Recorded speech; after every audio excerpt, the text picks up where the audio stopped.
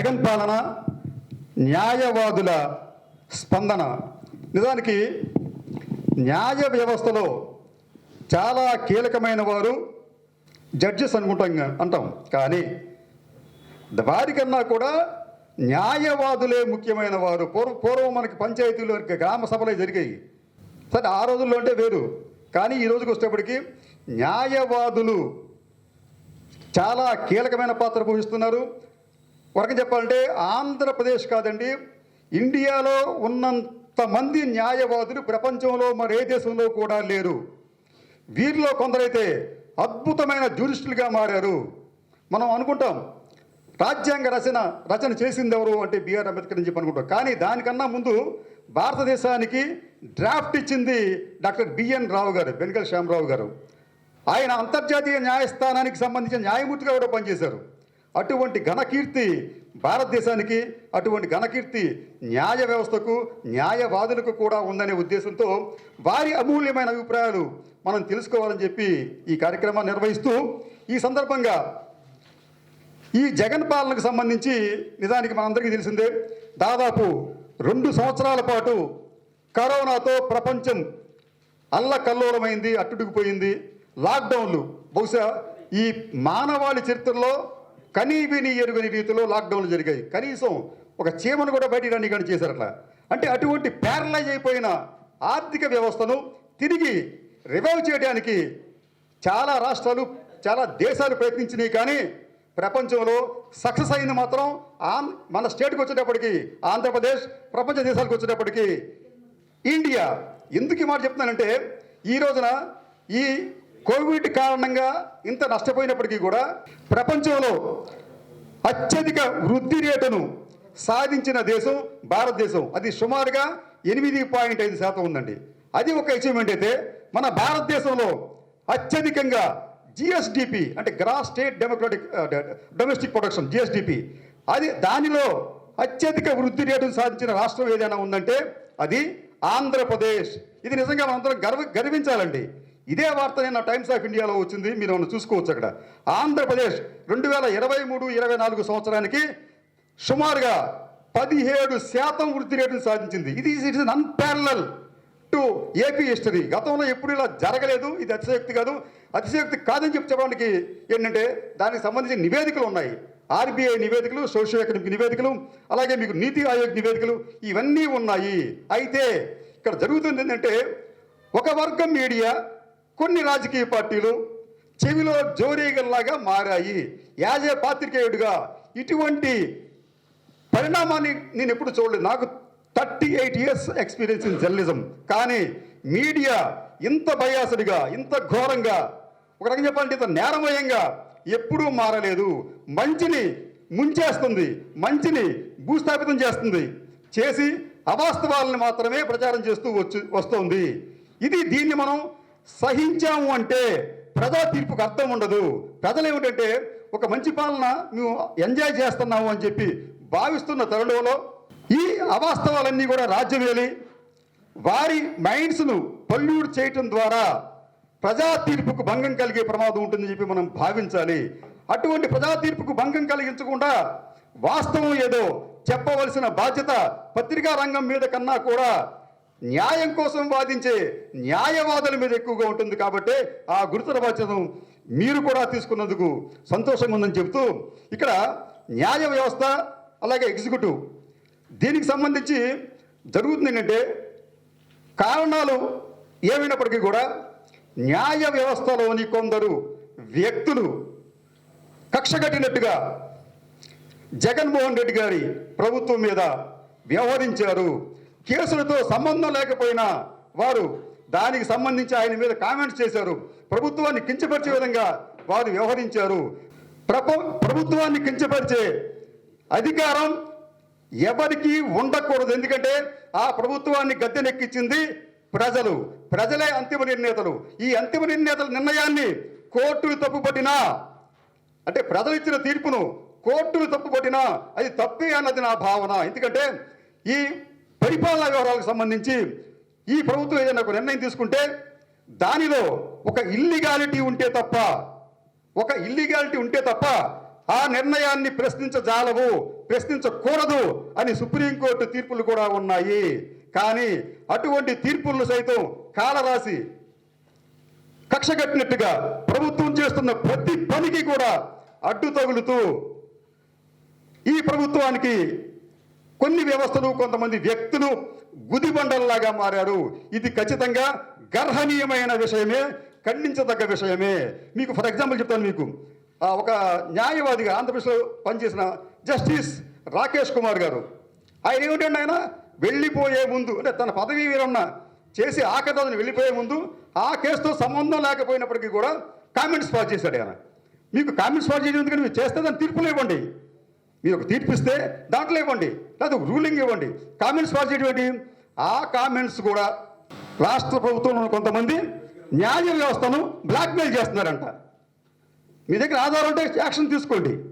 అది చేయకుండా ఈ ప్రభుత్వం మీద బురద జల్లి అని వెళ్ళిపోయాడు. సరే, వెళ్ళిపోయిన తర్వాత ఆయన స్వప్నం ఉన్నాడా?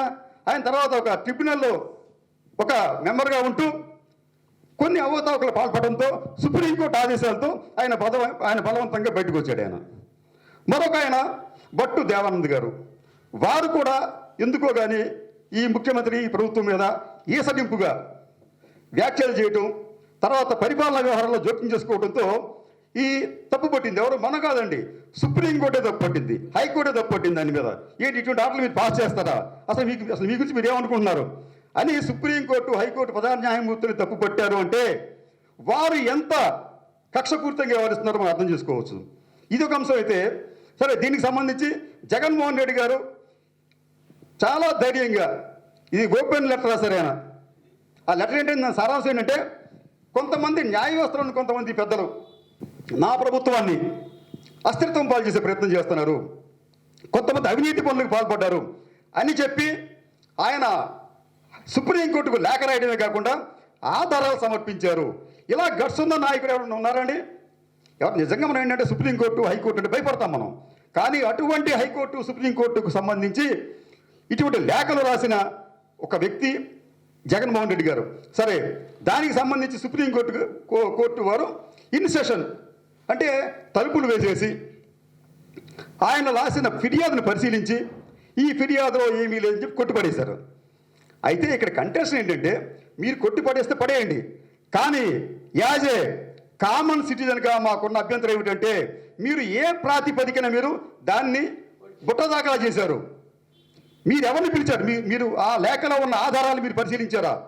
పరిశీలించడానికి మీరు ఏమైనా కమిటీ వేశారా? మీరు ఎవరైనా పిలిచారా? కనీసం ఆ కంప్లైంట్ ఇచ్చిన వ్యక్తికి మీరు నోటీస్ ఇచ్చారా?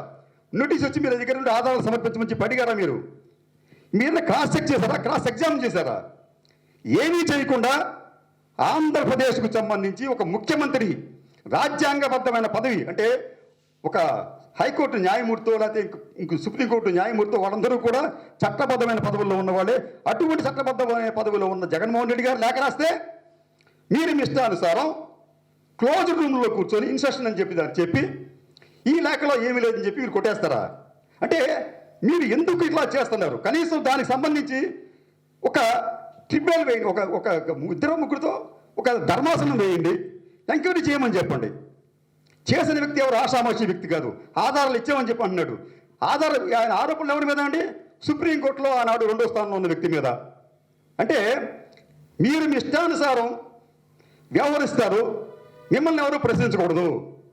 ప్రశ్నిస్తే మీరు వారిని ధిక్కారం కిందో లేకపోతే వారి లెటర్లను పుట్టదాఖలు చేస్తారా?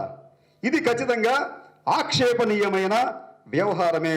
మరో అంశానికి వచ్చేప్పటికీ ఆంధ్రప్రదేశ్ విషయానికి వచ్చేటప్పటికి మనం అనుకున్నట్టు దాదాపు 2 సంవత్సరాల పాటు కోవిడ్కి మనం ఇబ్బంది పడ్డాం. ప్రపంచం అంతా ఇబ్బంది పడింది, ఏపీ ఇబ్బంది పడింది. అయితే ఆ కోవిడ్ సమయంలో సత్వరమే కోలుకున్న రాష్ట్రాల్లో ఆంధ్రప్రదేశ్ అగ్రస్థానంలో ఉంది. కోవిడ్ బాధితులకు అనేక సేవలు చేయటం, వారికి అసలు కోవిడ్ రాకుండా చర్యలు తీసుకోవడంలో మనం సక్సెస్ అయ్యాం. ఫలితంగా ఏమైందంటే ఆంధ్రప్రదేశ్ అనేది చాలా వేగంగా రికవర్ అయ్యింది. అక్కడి నుంచి ప్రతిపక్షానికి చెందిన కొంతమంది వ్యక్తులు, కొంతమంది మీడియా వారి దాడులను ప్రారంభించారు. ఈ దాడులు ఎంత దారుణంగా జరిగినాయంటే బహుశా భారతదేశ చరిత్రలో ఏ ముఖ్యమంత్రి పైన వేయనన్ని కేసులను ఆయన మీద వేశారు. ఆయన అడుగు తీసి అడుగు వేస్తే కేసు, జీవో జారీ చేస్తే కేసు. ఇలా చేయటం వల్ల ఏమైందంటే ఈవెన్ పరిపాలనా వ్యవహారాల్లో కూడా కోర్టులు జోక్యం చేసుకుంటూ మనం అనుకున్నట్టు పరిపాలనా వ్యవహారాల్లో ఇల్లీగాలిటీ ఉంటే తప్ప దాని మీద మనం జోక్యం చేసుకోకూడదని చెప్పి స్పష్టంగా సుప్రీంకోర్టు ఆదేశాలు ఉన్నప్పటికీ, తీర్పులు ఉన్నప్పటికీ కూడా అవన్నీ ఉల్లంఘించి స్టే స్టే స్టే స్టే ఇటువంటి స్టేలు ఇవ్వడం వల్ల అభివృద్ధి కుంటుపడుతుందనేది అందరికీ తెలుసు. ఎంతమంది తెలుసు అంటే ఈవెన్ ప్రధానమంత్రి నరేంద్ర మోడీ గారు కూడా ఇటువంటి స్టేల పట్ల తన తీవ్రమైన అసహనం వ్యక్తం చేశారు. ఎప్పుడండి? నిన్నగాక మొన్న ఆయన సుప్రీంకోర్టు భవనాల విస్తరణకు 800 కోట్ల రూపాయలు నిధులు మంజూరు చేశారు.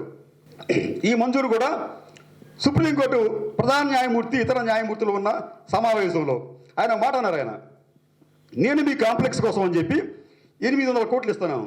అయితే గతంలో సెంట్రల్ విస్తా అనే భవనాన్ని కేంద్ర ప్రభుత్వం నిర్మించాలని చెప్పి అనుకుంటే ఎవరో పనికి మాలిన కేసులు వేశారు, మీరు స్టేలు ఇచ్చారు.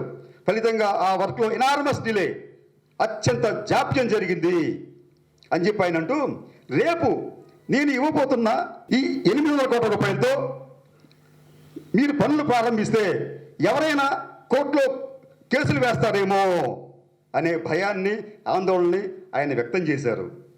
అంటే స్వయంగా ప్రధానమంత్రే ఇటువంటి పనికి మాలిన కేసుల పట్ల తన భయాన్ని వ్యక్తం చేశాడు. ఆయన ప్రధానమంత్రి అంటే ఎవరండి? ప్రపంచ దేశాల్లో ఆయనకున్న గొప్ప స్థాయి, భారతదేశంలో ఆయనకున్న గొప్ప పేరు, సముద్రం అనే పేరు ఉంది ఆయనకి. అటువంటి వ్యక్తే ఈ కేసులను చూసి భయపడి విలవెల్లాడాడే. మరి ఏపీకి వచ్చేటప్పటికి మనం ఇందాక అనుకున్నట్టు జగన్మోహన్ రెడ్డి గారి మీద ఎన్ని వందల కేసులు, ఈ ప్రభుత్వం మీద ఎన్ని వందల కేసులు వేశారండి వాళ్ళు. సరే, ఈ వేయటానికి వారు ఎంచుకున్న మార్గం కూడా చూడండి. వారు ఎంచుకున్న మార్గం ఏంటంటే ప్రధానంగా పిల్స్, ప్రజాహిత వ్యాజ్యాలు, పబ్లిక్ ఇంట్రెస్ట్ లిటిగేషన్స్. దీనికి సంబంధించి అది ఖర్చు తక్కువగా ఉంటుంది. నిజానికి పిల్స్ అనేవి సామాన్యుడి కోసం ప్రవేశపెట్టిన విధానం. అది దానికి చట్టబద్ధం కూడా లేదు నిజంగా చెప్పాలంటే. సామాన్యుడి కోసం ప్రవేశపెట్టిన విధానం.